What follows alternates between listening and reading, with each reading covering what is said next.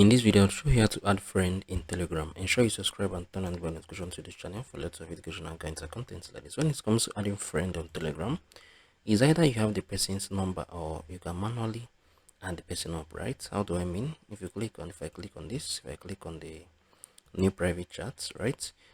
You can see a lot of people I personally have their number, so I can just reach out to them personally and DM them. I can be like, hey, right? Because I already have that contact, so I think they're my friends automatically. So if we click on this, you can see that I can delete the contact if I want for any reasons.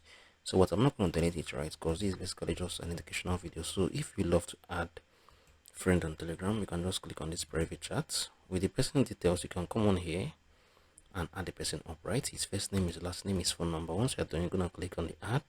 So this is how you can add friend in Telegram. If you found this video helpful, share it below in the comment section. Thank you guys for watching through. I'm gonna see you all in the very next video.